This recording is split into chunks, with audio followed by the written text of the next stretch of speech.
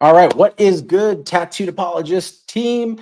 Welcome to the live stream. This is on First Peter 3, and we are still catching up with all of our Savage content release to get us current over the next 2 or 3 weeks. So today we're going to be talking about how the devil lies using every tactic he possibly can. But First Peter 3 and some holy audacity is going to bring this together full circle, and we're going to see how we live our life in a fundamentally different way. So I want you to imagine this first and foremost. What if the quietest person in the room, maybe the one sipping coffee, is in the corner, not saying a word, is secretly the one that is the most spiritually dangerous? Not because they're loud, but because they're absolutely loaded with gospel grit. And First Peter 3 isn't your pastor's sort of sleepy Sunday sermon. It's a theological cage match. The chapter says wives can flip unbelieving husbands without preaching a single word.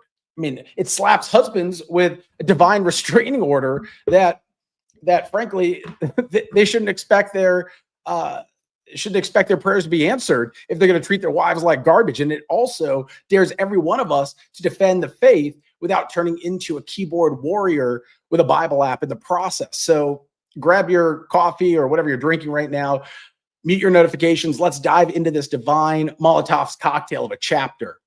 So drop a fire emoji in the chat if you're ready to get wrecked by the truth. We're gonna have four banner words today. And first one to send it to the Tattooed Apologist at Gmail gets a copy of a signed or unsigned book. Keep it, gift it, whatever you want to do. You're totally up to you.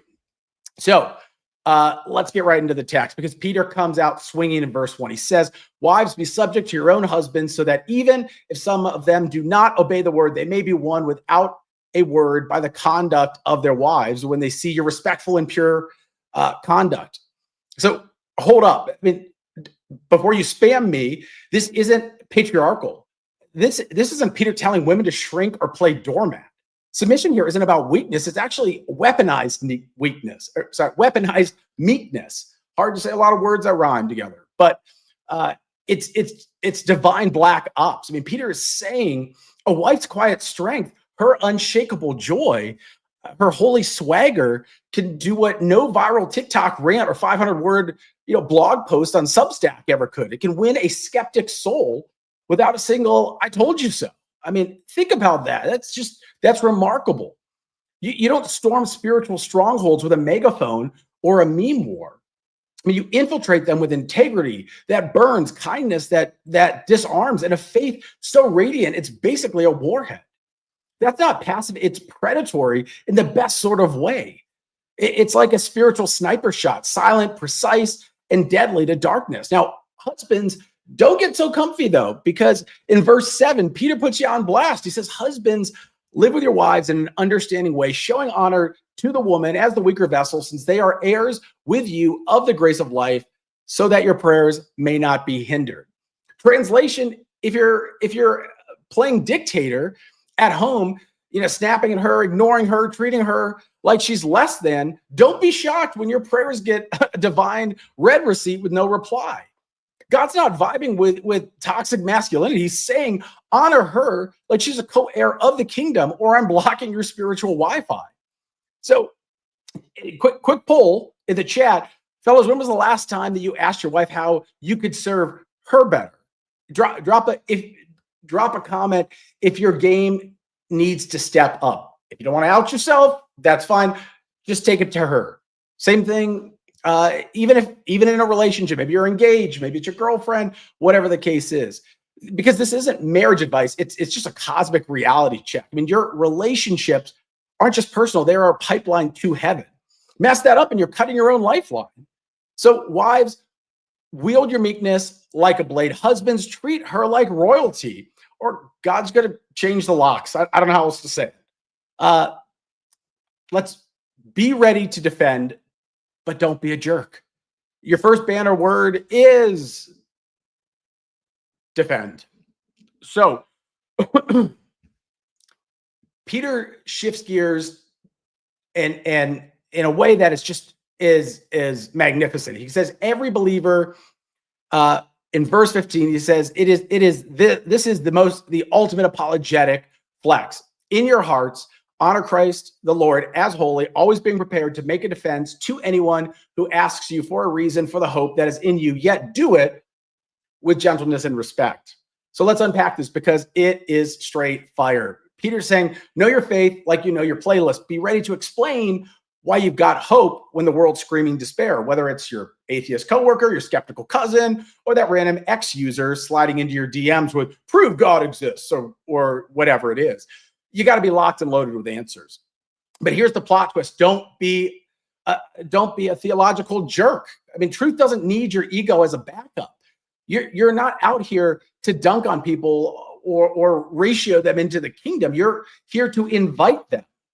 So when you drop that defense, whether it's the resurrection, the problem of evil, or why Jesus is the only way, do it with gentleness and with respect.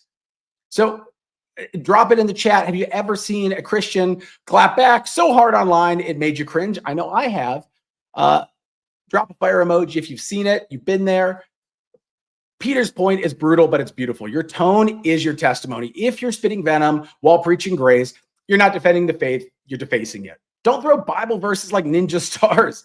You don't need to wield that sort of theological flamethrower.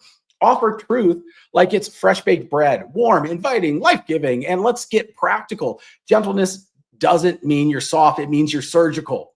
Respect doesn't mean you compromise. It means that you see the image of God in the person you're talking to, even if they're coming at you sideways. So study up. I'm all for it. Read your Bible. Check out some apologetic books. Maybe even cheating on God. Shameless plug. But above all, pray for a heart that's as bold as it is kind, because that's the combo that shakes hell. Suffering, is it going to happen? Yeah, you're not the first and you're not alone. And your banner word is alone. So Peter gets raw now. He doesn't promise you a yacht or a viral glow on Instagram or on YouTube for following Jesus. He actually says it's better to suffer for doing good if that should be God's will than for doing evil. That's in verse 17. No prosperity gospel here. I don't know how else to say that. I mean, Peter's keeping it 100. I mean, the Christian life isn't a vibe. It's a vendetta against darkness. And sometimes you're going to take hits. I mean, maybe it's your boss sidelining you for your convictions. Maybe it's your friend ghosting you because you won't bend. Maybe it's the world laughing at you for your outdated faith. But Peter's not leaving you hanging. He points to the OG of suffering, which is Jesus. Check out verses 18 through 19, because this is where it gets really wild. He says, for Christ also suffered once for sins, the righteous for the unrighteous, that he might bring us to God, being put to death in the flesh, but made alive in the spirit, in which he went and proclaimed to the spirits in prison. So in the chat, I just want to throw this out there. Did we just read that right? Jesus didn't just die and respawn like some video game boss. He actually took the cross, ate death for breakfast, and then marched into the underworld to preach to the spirits in prison. Some scholars say these are fallen angels. Others say it's the souls of the dead. Either way, it's the ultimate power move. While the world thought the tomb was checkmate, Jesus was down in Hades dropping gospel truth like a victory anthem. I mean, this is theology of the streets. The cross wasn't a loss. It was a launching pad. The grave wasn't a dead end. It was a detour to dominion. I mean, Jesus turned suffering into a sledgehammer, smashed the gates of hell, and rewrote the rules of reality. So when you're suffering for doing right, when your faith costs you something, don't flinch. You're not alone. The one who preached in the underworld is riding with you. Your pain's not pointless. It's a megaphone for God's glory. Your scars are your scars are a story, and the author's not done yet. Drop another fire emoji in the chat if you're ready to stand firm, no matter the cost. So here's our final charge. We are going to land this plane. It's fierce meekness. That brings us to our fourth banner word, last banner word, meek.